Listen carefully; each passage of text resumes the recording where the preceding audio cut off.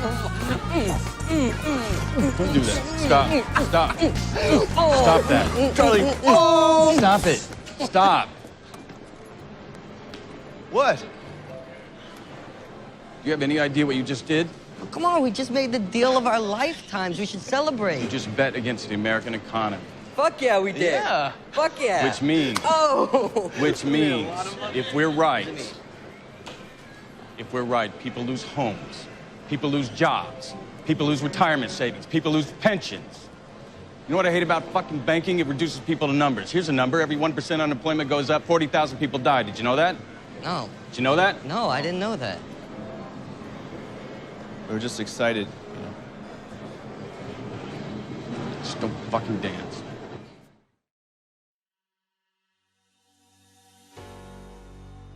Halo teman-teman, ketemu lagi bersama saya Marcel Giovanni dari luxnovena.id. Perubahan besar sedang terjadi. Di video ini teman-teman saya akan memberi update situasi atau posisi Bitcoin sebagai anchor market cryptocurrency in general pada tanggal video ini dibuat, yaitu 3 November 2021. Kita akan update kontinuasi dari video terakhir soal bearish play atau dump continuation yang masih terjadi saat ini. Namun, aspek technical analisisnya akan sedikit doang yang kita sentuh. Sementara, fokus yang akan lebih berat untuk saya present dalam video ini adalah bahasan dan prediksi ke hal-hal yang sifatnya fundamental, analisa sentimen saat ini, dan tentunya yang paling krusial untuk saya share adalah soal market psychology. Teman-teman, poin krusial yang saya mau bahas kali ini sebagai inti video ini kalau kita melihat via kacamata fundamental dan sentimen analisis adalah apa ya kira-kira katalis fundamental atau sentimen yang bisa membawa Bitcoin untuk recover dan bahkan menembus ATH-ATH baru yang kita nantikan tersebut. Apalagi kalau memandang price action saat ini ditambah dengan segala suasana, berita, sentimen negatif yang sedang terjadi, di mana saat ini kita semua tahu price level BTC sedang bermain di bawah level 60.000. Which means dengan semua sentimen tersebut nampaknya price target ATH baru bahkan sampai di atas 100.000 itu nampaknya mulai cukup terasa irasional atau susah untuk dicapai ya. Tapi as always, sebagai early warning dalam setiap video saya, ingat ya, ini adalah analisa dan opini yang sifatnya subjektif, oke? Teman-teman alumni paham kripto dan kelas Lux Novena selalu harus punya kapasitas untuk mencerna semua informasi yang masuk dari manapun juga, dan harus bisa membuat decision making dengan analisanya secara mandiri. Teman-teman tentunya saat ini sebelum kita masuk ke fundamental dan inti dari opini subjektif saya secara sentimen dan market psikologi, kita ngintip sebentar ke TA chart yuk sebagai potret visual kuantitatif kita untuk mereview apa yang sudah terjadi tentunya dan dari titik terakhir saya upload video ya. Tentunya pertama yang paling obvious dari presentasi saya yang terakhir adalah kita melihat bahwa initial dump yang terjadi tanggal 16 November kemarin menjadi starting point yang cukup dominan untuk menyeret harga Bitcoin kembali di range 50.000. Sesuatu yang banyak bahkan dari kita nggak bayangkan sama sekali kalau ngelihat price action yang sudah terjadi sepanjang Oktober ya. Which means pertama-tama apakah artinya prediksi atau analisa saya di previous video bahwa soal si rising wedge banci ini yang saya udah nggak gambar lagi itu nggak akurat atau nggak salah? Well, sekali lagi nggak masalah ya buat saya apakah saya benar atau salah. Teman-teman alumni sudah harus selalu punya mindset yang sudah selalu berulang saya ingatkan, cerna semua informasi secara bijak and always do your own analysis. Dan untuk setiap analis merubah kesimpulan atau arah analisanya setiap saat, baik itu beda hari atau bahkan beda jam aja udah beda pendapat, adalah hal yang lumrah. Kalau market aja selalu indecisive dan terbelah setiap saat, masa kita harus ngotot atas pendapat kita sepanjang waktu, ya? Tapi apa sih pointer soal video kemarin yang relatif akurat? Yes, kita masuk kembali ke dalam fase akumulasi sesuai estimasi saya apabila kalau kita bermain-main atau masuk ke dalam range harga 60.000 tersebut atau sub 60.000, ditambah dengan tidak terjadinya strong recovery dalam 3 hari ke depan, maka potentially kita akan bermain pada range 58 bahkan hingga 55.000 yang agak lumayan panjang. Nah, tapi kok price action-nya realitanya udah masuk ambles nih, bahkan sampai ke range 53.000 beberapa hari yang lalu. Kok serem banget ya? Nah, kita breakdown singkat dulu ya teman-teman, apa yang terjadi di beberapa hari yang lalu. Pertama, titik recovery dari dump pertama yang terjadi 2 minggu yang lalu itu teman-teman, dalam kacamata historical dan technical analysis diekspektasi oleh pasar terjadi pada momen-momen Thanksgiving atau at least pasca Thanksgiving pada saat event Black Friday sebagai salah satu national holiday terbesar di US. Dan bener aja sih, kita melihat ada sebuah rally price action yang cukup kuat pada 24 November jam 11 pagi US time ya. Dan mendorong kita untuk pushback hampir kembali dari titik terendah kita di 55.000 kembali shoot up hampir menyentuh si 60.000 hanya under 12 jam. Then what happens? Another 9% dump saudara-saudara, langsung ambles ke level 53.000. Kenapa? Ada banyak fear dan sentimen berita pasar yang digelontorin bertubi-tubi secara masif pada tanggal 25 November simultan, mulai jam 7 malam waktu US, persis momen Black Friday tersebut. Tapi dari berbagai berita dan sentimen pasar yang bermunculan di hari tersebut, siapa biang kerok utamanya? Teman-teman pasti udah tahu semua, Omicron alias COVID-19 versi 3.0 atau 4.0 atau udah versi berapa ya sekarang? Ya nggak tahu udah gitu deh.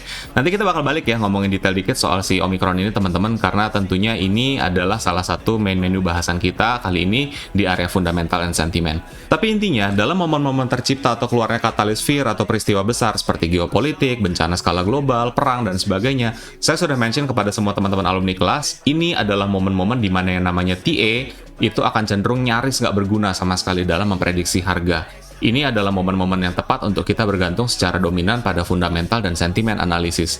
Jadi itulah kenapa saya juga nggak mau terlalu pusing untuk tarik-tarik garis atau mencari pattern formation dari titik 26 November ke atas, bahkan sampai time saya bikin video ini hari ini. Nah, kalau di TA, paling teman-teman ada pun satu-satunya parameter TA yang saat ini menjadi concern acuan saya, itu cuma si massive support trend line yang saya gambar di garis merah ini yang terlihat super obvious untuk dijadikan acuan oleh para pelaku pasar manapun, baik itu di time frame daily, weekly, maupun bahkan di monthly. Tapi kalau di monthly kelihatannya agak sedikit kurang jelas ya secara visual.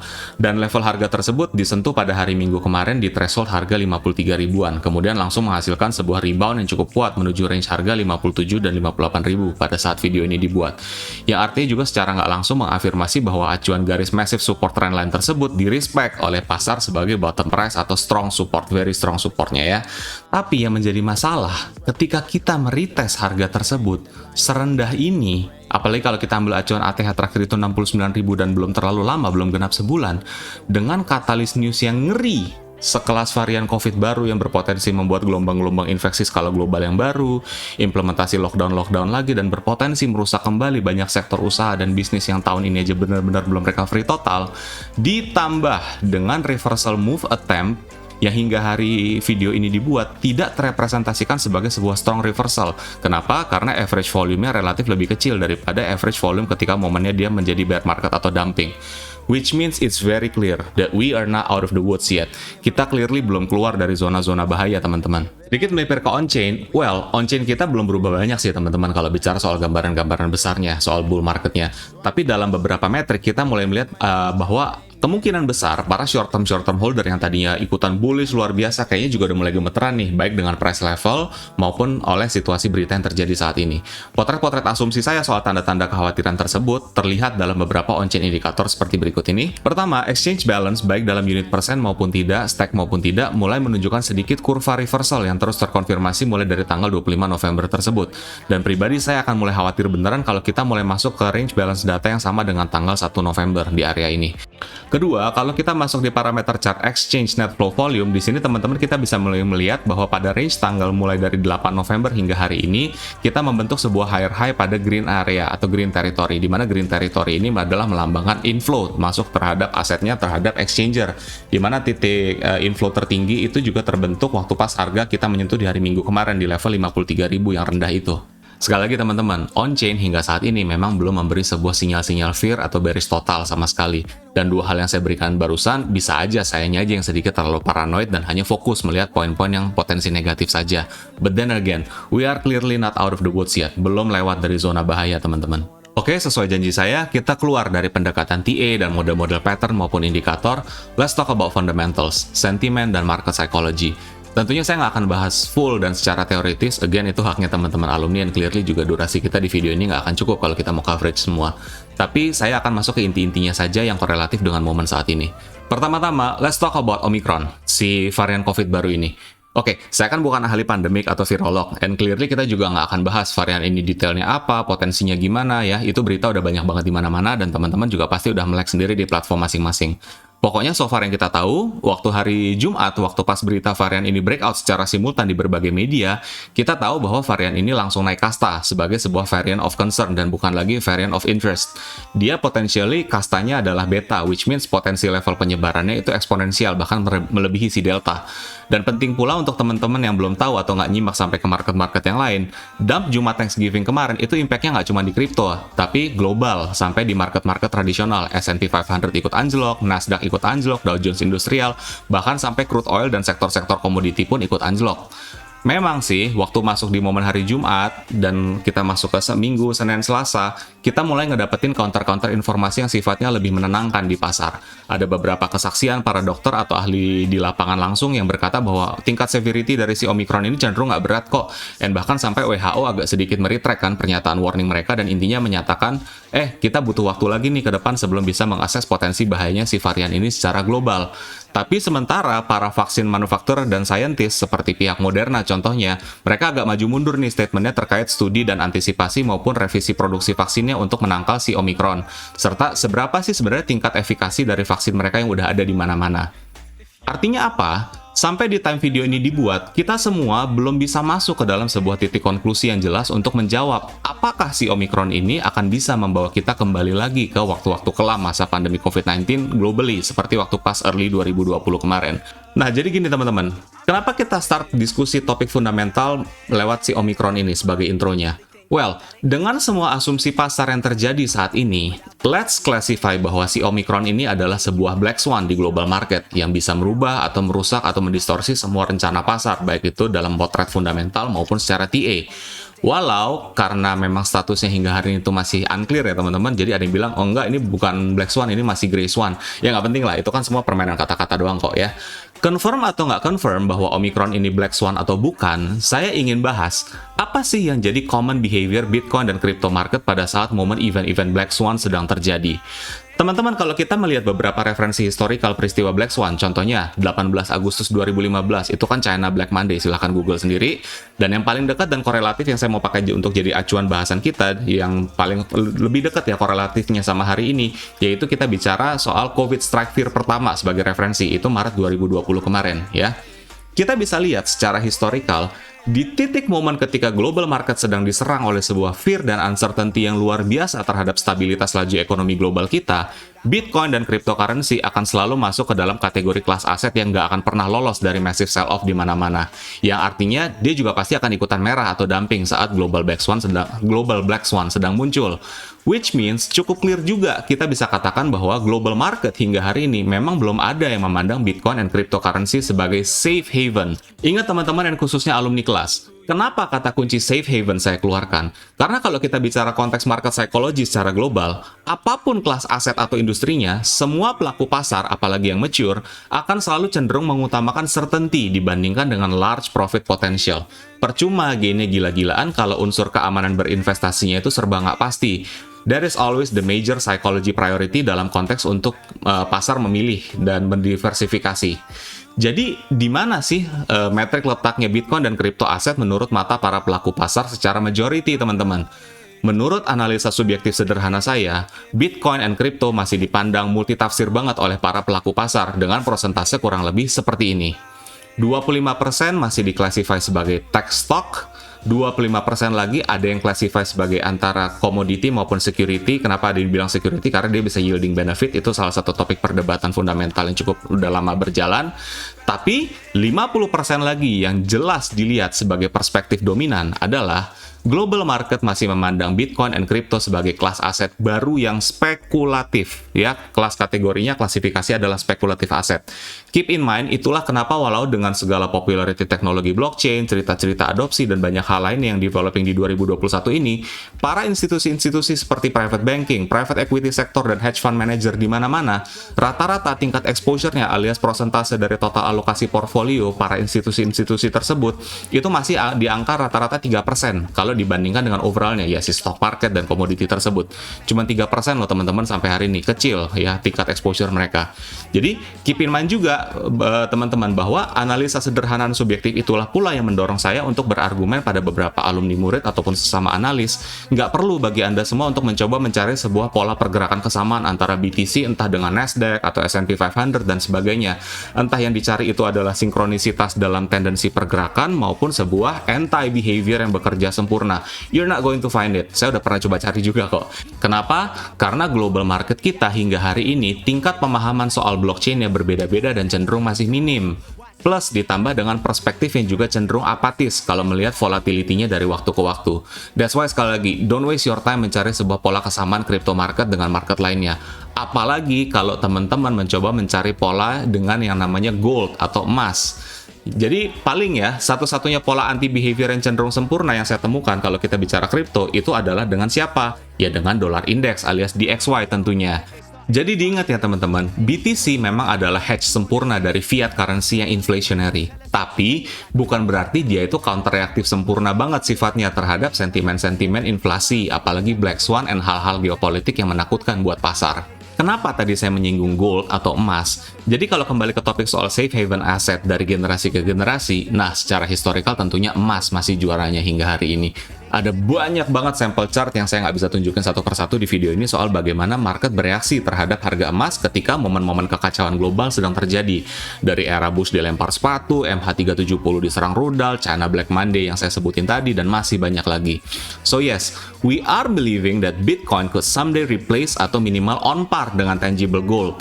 Rarity-nya lebih jelas, terjamin, asetnya lebih liquid, portable, and secure.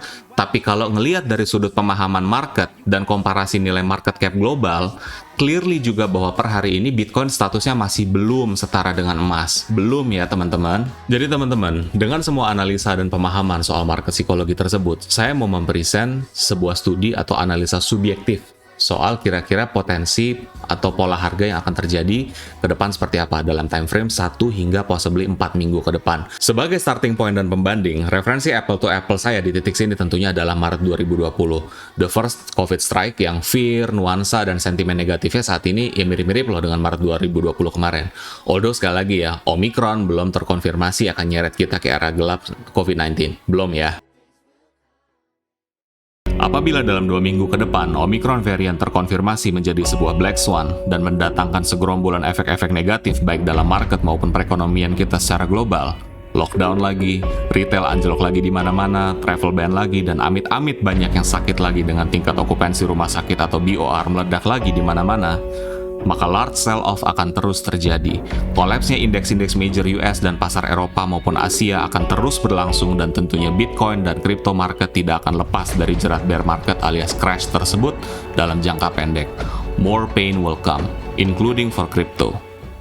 But what happens next? Apa sih skenario lanjutan yang plausible apabila semua itu terjadi? Di titik-titik tersebut teman-teman, pemerintah US sebagai kiblat acuan dunia yang sedang dalam kondisi tekanan berat untuk terus mendorong roda ekonominya, sepaket dengan dunia hutang berhutang ala fractional reserve yang kita kenali selama ini, yang artinya kalau satu kolaps ya bakal kolaps semua kayak domino runtuh secara global. Mereka akan terpaksa atau dipaksa untuk mengeluarkan another set of stimulus, another step of monetary easing untuk para institusi-institusi maupun private sector yang ujung-ujungnya berbau print more money. Fed tapering yang sedang diteriakan oleh Jerome Powell dan Janet Yellen pun dalam bulan ini bisa aja loh kalau ini semua terjadi bahkan akan dibatalkan atau diundur kembali. Sehingga mereka akan berpotensi untuk masih terus melakukan yang namanya pampering atau buyback terhadap stok-stoknya mereka. Dan itu adalah sinyal keras akan potensinya terjadinya inflasi. Dan itulah momentum sempurna untuk Bitcoin bersinar terang dan meroket harganya ke range-range yang kita nantikan dan bahkan sampai di atas 100.000 US tersebut bisa akan terjadi. Kenapa? Ketika sinyal inflasi itu menyala terang, maka FOMO ke Bitcoin akan melejit lagi kayak tahun lalu. Kok radikal ya teorinya, Sel? Apa nggak berlebihan? Well, teman-teman, kita butuh katalis super besar loh untuk ngedorong market kripto ke new high. Kita butuh sentimen-sentimen yang rangsang FOMO dan adopsi luar biasa dalam waktu yang relatif cepat. Dan katalis terbaik untuk membuat pergerakan harga sebesar itu, sayangnya menurut saya adalah katalis kekacauan. Historical dan chart sudah membuktikan itu semua. Jadi teman-teman, sebagai argumen penutup dan pelengkap terhadap teori dan analisa saya, kita buka ya komparasi momentum harga dari range bulan Oktober 2020 hingga Maret 2021 versus momentum Juli 2021 hingga hari ini. Yang saya mau fokuskan dari komparasi ini adalah sederhana teman-teman. Yang saya mau fokuskan adalah betapa berbedanya range pergerakan harga dan volume pasar terhadap sentimen-sentimen atau berita-berita yang terjadi pada saat itu, si cycle si Oktober hingga April versus dengan 3 bulan terakhir ini. Di siklus Oktober hingga April kemarin, pasar euforik luar biasa teman-teman. Semua berita-berita adopsi kecil-kecil dianggap sebagai sebuah bahan sentimen bullish luar biasa. Ada retail baru rumor mau adopsi, udah pumping. Ada perbankan baru mau testing implementasi untuk network pembayaran, udah pumping. Bahkan sampai konteks-konteks rumor-rumor sosmed dari orang-orang tertentu kayak Elon Musk aja, itu bisa ngedorong kita ke range-range ATH-ATH yang luar biasa yang terjadi terus-menerus di siklus tersebut. Sedangkan 3 bulan belakangan ini, ketika ada berita-berita yang sebenarnya lebih implementatif dan mestinya lebih impactful, teman-teman ya, ada cerita negara adopsi jadi legal tender kayak El Salvador, ada retail atau bisnis yang tadinya cuma rumor dan sekarang konfirmasi beneran untuk bisa bikin payment network pakai kripto, bahkan ada cerita-cerita NFT dan metaverse, dan bahkan sampai implementasi ETF di US yang greenlight regulasinya udah ditunggu bertahun-tahun akhirnya mulai terbuka secara bertahap di siklus 3 bulan terakhir ini. Tapi kok marketnya kayaknya cenderung biasa aja tuh, nggak ada yang FOMO kayak kemarin. Semua cenderung accept, oke, tapi masih berhati-hati dan melihat ini semua masih spekulatif dan cenderung kayak saling tunggu-tungguan. That's why, dengan berat hati saya berasumsi secara subjektif, teman-teman ingat, market ini nggak akan meroket sesuai arah ekspektasi kita kalau tidak ada yang namanya katalis kekacauan untuk merangsang FOMO dan adopsi baru secara cepat. Apalagi kalau kita mengekspektasi bahwa price action yang akan terjadi ke depan itu sifatnya bergerak parabolik dan cepat gitu ya. So with all that in mind, sebagai penutup, pertama saya nggak perlu jelasin ya kenapa saya ambil potongan klip film Big Short dan khususnya pada scene tersebut sebagai intro video ini. I guess you get the point ya. If I'm right, if we are right, and we ended up winning, don't dance, don't celebrate. Karena di titik tersebut, mungkin banyak orang di sekitar-sekitar kita yang lagi akan kesusahan karena katalis kekacauan tersebut. I hope I'm wrong. Moga-moga ada jalan atau alternatif lain untuk Bitcoin dan overall crypto market alias altcoin favorit teman-teman untuk bisa meroket semua harganya tanpa harus merusak ekonomi global kita secara disruptif yang terlalu radikal lah ya. Tapi ya gitu deh, bisa jadi terjadi loh. Oke, sekian teman-teman. Terima kasih semua yang udah look up video analisa fundamental dan konklusi saya hari ini. Like, comment, and subscribe standar. Sampai ketemu lagi di next video saya. Nama saya Marcel Giovanni dari luxnovena.id. Perubahan sebesar sedang terjadi. Bye-bye.